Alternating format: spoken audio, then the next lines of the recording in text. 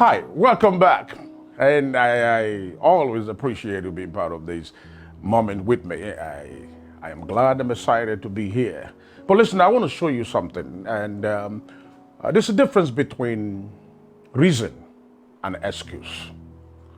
We've used them interchangeably a lot of times, but I think sometimes we use them ignorantly. And I want to draw a thin line that can separate both of them.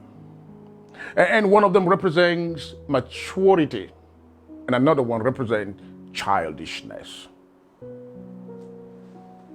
Paul said, when I was a child, I spoke like a child, I reasoned like a child, I thought like a child. When I became an adult, I put away childish.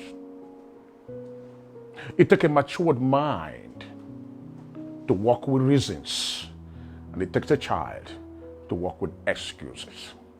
Do you know that the same thing that you're finding an excuse not to do, somebody's finding a reason to do it?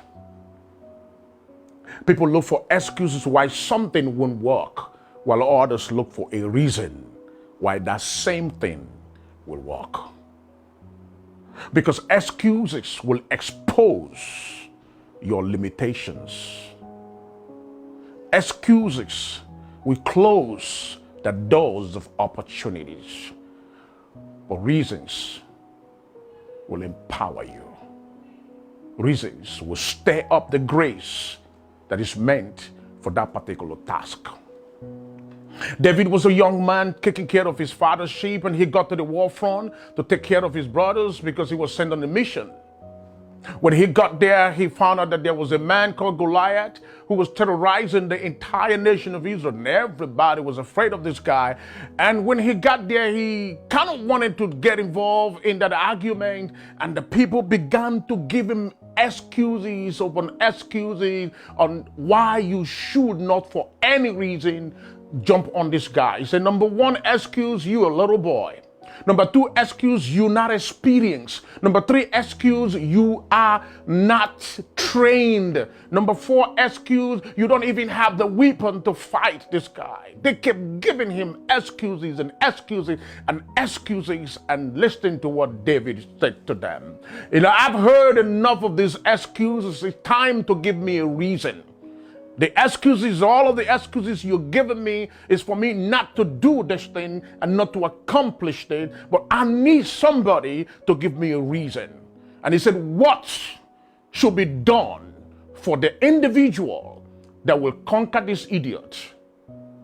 And they said, well, if you dare this guy and if you win this guy, then the king will give you his princess. Oh, have you seen how people are dealing with excuses and sending excuses his way, excusing him out of his assignment? But he only found one reason. And that reason was enough to empower him, to motivate him to get the task done. Listen, my friend, you've been having so much excuses why the marriage is not working, why your ministry is not growing, why your business is not expanding. Stop looking for excuses. I need you to start looking for reasons. Listen, you have a dream, you have a vision, you have a business plan, and you are supposed to have done it by now, but all you've heard all of your life, all you've heard from whether the people gone ahead of you or the people that are still in the same place where you are excuses why this business will not work in this society, this business will not work in this neighborhood. Listen, my friend, I need you to stop looking for excuses, and I need you to stop nurturing excuses. Start looking for a reason to get it done. Everything that you see accomplished on this earth, every greatness you sing, are things that we are born out of reason, not out of excuses. And every dream that was never accomplished, every book that was never written, every song that was never sung, and every message that was never preached is all because of excuses that did nothing else but promote limitations.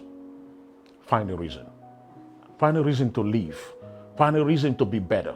Find a reason to serve God. Find a reason to be a blessing. Find a reason to be a great guy. Find a reason to be a great lady. Find a reason to be a best husband. Find a reason to be the best wife. Find a reason to be a good father. Find a reason to be a good mother.